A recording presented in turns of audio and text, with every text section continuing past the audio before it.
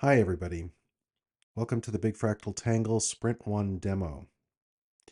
Sprint 1 itself took place over the month of December, during which time I completed 7 out of the expected 7 story points, which averaged a velocity of 1.75 story points per week. Now I started the overall series long before that, and I completed 22 episodes over 12 weeks, so almost 2 episodes per week. And in that time, I shot almost 20 hours of raw footage and edited it down to a little less than 7 hours of episodes. So, put another way, all of this represents half a week of work, real time. Here's the roadmap. We have 2 epics. One is to create the main concept in our application, which is called entries, which is, think of it like an article, but it could also be a video and other things like that. And the other is creating the web application skeleton. So in Sprint 1, I finished these 2 stories.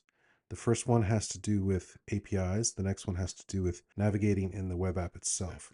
And for the skeleton, we have a template with a nav bar and miscellaneous stuff that was needed at the end. For the first story, I'll show the API allowing you to retrieve a list of entries or a specific entry and the ability to update and remove specific entries. As you can see, there's several different calls and corresponding methods within the code that fulfill those calls. So let's use Postman. First one is retrieve a list of entries. Let's send. And as you can see down here, the JSON came back and we have 2 entries. One is Letters to a Young Poet and the other one is Second Coming by Yeats. So now I'm going to try an individual entry, which will be the Yeats. And you can see that it retrieves this one by itself. Now I want to add one. I'm going to add The Sun Also Rises by Hemingway. And if I click send, it returns and you can see that it assigned it an ID of 279, which wasn't there before. And now I want to update, I want to change the body text here to changed value. And I'm going to put in the ID that I just got. And it returned, but let's make sure that that's really true. I'm going to go back to the call that I already did up here and change the key and retrieve it and verify that the body is in fact changed value. So I don't really want that book, so I'm going to delete it and nothing comes back, but I can verify if I look at the entry list that we only have the original 2. I can also do a recent entry list, which returns the last 5. Since there's only 2, it shows these 2. And then there's also previous entry and next entry. So the previous entry to Yeats is Rilke. And you can see that the key for Rilke comes back. And the next entry for Rilke is Yeats. So the API is working. The next story is the app template with the nav bar. And you can see when you use an attractive website with a clear navigational structure, I want to be able to click sections and see views within the website change.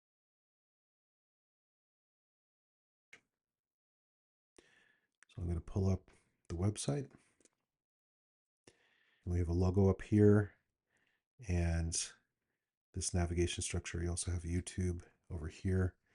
So if I click About, Episodes, click this to go back to the home page, and then at the bottom we have a footer with links to various social sites and so forth.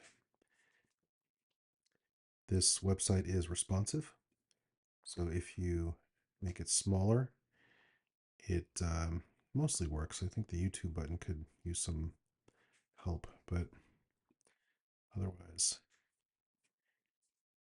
it bends around pretty nicely. So the app template works. Next story is display and navigation and listing of entries. I started with this mock-up in Balsamiq. As you can see, there's a previous and a next, a sidebar, and a content area. And this is what it looks like now. There's the previous, the next, and the sidebar and the content area. So let's look at it live. So click on any of these thumbnails, and I can do previous, next. And if I do previous on the first one, it goes back to this. And if I do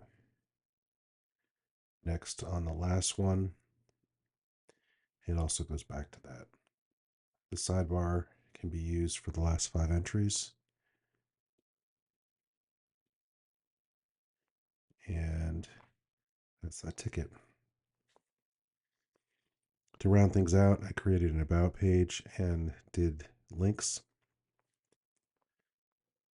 So it looks like this.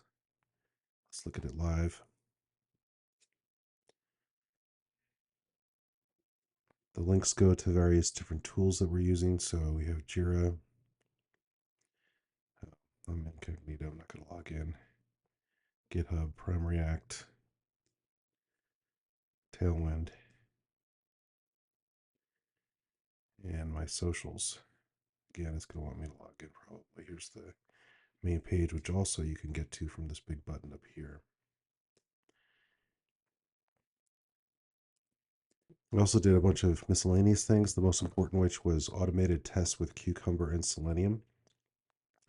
I created the project and set up all the tools. I made a Docker file and Docker Compose file, set up a local Postgres database with flyway migration, and I created an EC2 instance and wired up the domains and made some bash scripts to build and deploy to AWS. These will be improved as I do CI/CD and infrastructure as code in the future.